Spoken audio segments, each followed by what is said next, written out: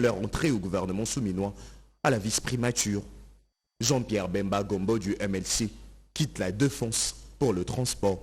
Jean-Pierre Liaou, plébiscité meilleur ministre de la fonction publique, garde son fauteuil. Cet élu de Bumba aura la tâche de poursuivre la modernisation de l'administration publique. Déjà entamé aux affaires étrangères, Christophe Lutundula cède son fauteuil à Thérèse Kayiwamba, nommée ministre d'État. Constant Moutamba, ancien candidat président de la République, succède à Rose Mutombo à la justice et garde de Sceaux. Le nouveau ministre d'État en charge de la justice aura comme mission principale de lutter contre l'impunité de crimes économiques, notamment le soupçon de détournement et de blanchiment de capitaux. Au ministère de la Communication et Médias, Patrick Mouyaya Katembwe, reconduit pour la deuxième fois, le changement de narratif laissera la place au dire et au faire.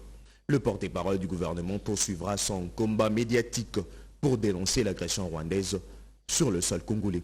Initiatrice de protection enfant-sida, Léonie Kandolo va occuper le ministère du genre, son combat pour l'émancipation de la femme, son engagement lors de manifestations du comité laïque de coordination CLC. Avant l'avènement de Félix Tshisekedi, au sommet de l'État ont forgé son image de femme d'État. Aziza Mounana occupe désormais les affaires sociales. Chantal Nchambu Mwavita, nommée aux droits humains en remplacement de Fabrice Pouela. 6 vice-premiers ministres, 10 ministres d'État, 24 ministres, 4 ministres délégués et 10 vice-ministres, ces membres du gouvernement souminois, auront la lourde responsabilité d'améliorer le social de Congolais ainsi que le retour de la paix dans la partie est du pays de Lumumba. Et après la sortie de la fumée blanche du gouvernement Judith Tuluka Souminois, quelques Quinois ont réagi. Ils ont expliqué que la publication de cette équipe gouvernementale ouvre la voie à de nouvelles perspectives nécessitant une réponse adéquate aux défis de la République démocratique du Congo. Des propos recueillis par Joséphine Liondo et Didier Amissi. Bon, sur le plan sécuritaire, nous attendons ce gouvernement du Premier ministre Mama Judith de prendre la priorité des priorités pour la guerre de l'Est. Vous savez que notre pays est agressé par le Rwanda et au stade actuel, la population congolaise attendait impatiemment ce gouvernement.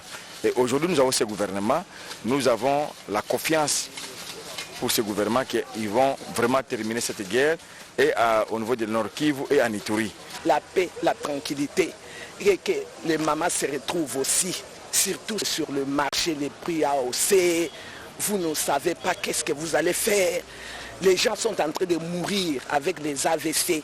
Vous croirez peut-être que ce sont des maladies parce que les gens ne se retrouvent pas. Pour le gouvernement, nous attendons que des réformes opérationnelles, pragmatiques sur terrain. Pas de discours, pas des gens qui viennent seulement flatter, pas de démagogues. Nous voulons déjà opérationnel. Le gouvernement a bon biso mamunyoso. Le ministère nous a bien négé le ministère musuto mona mamoka museta mulaka. Ministre des transports a ça ba musenge ba transport. Ministre des finances a musenge ba finance. Ministre de l'économie a ça musenge ba économie.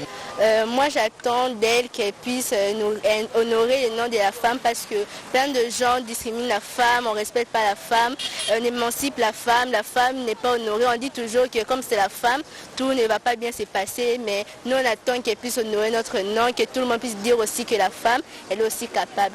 De ce gouvernement qui vient de sortir, nous attendons beaucoup de choses. L'amélioration des conditions de vie et aussi du travail de fonctionnaires et agents de l'État.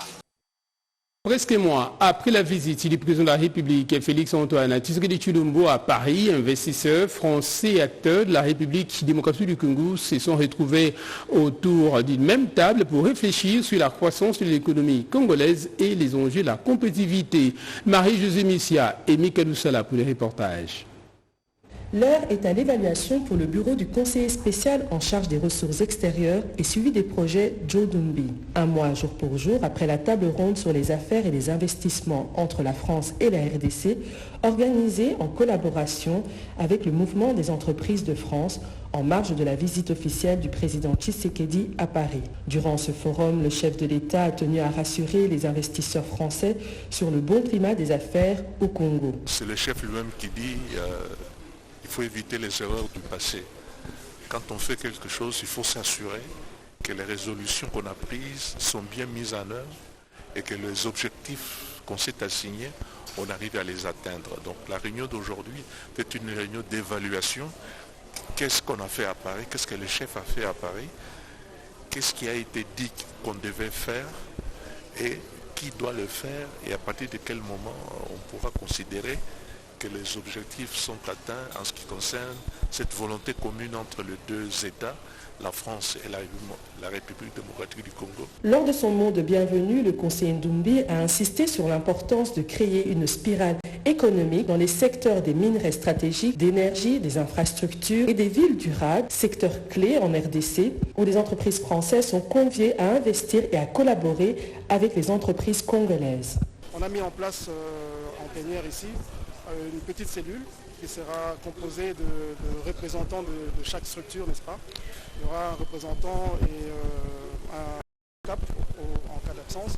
Donc ils sont chargés dans un premier temps de nous dresser d'abord les termes de référence, de comment on va faire les suivis et évaluations, de mettre aussi en place une feuille de route, une matrice d'évaluation dans les différents progrès quand on va traverser chaque jalon.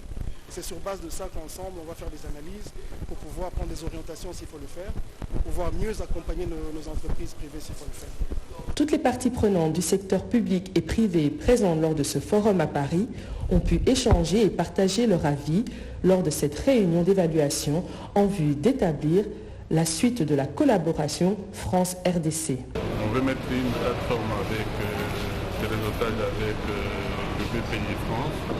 Donc il y a autant d'instruments que nous pouvons utiliser pour renforcer le savoir-faire congolais, c'est important, et la contribution des investissements français. Reste plus qu'à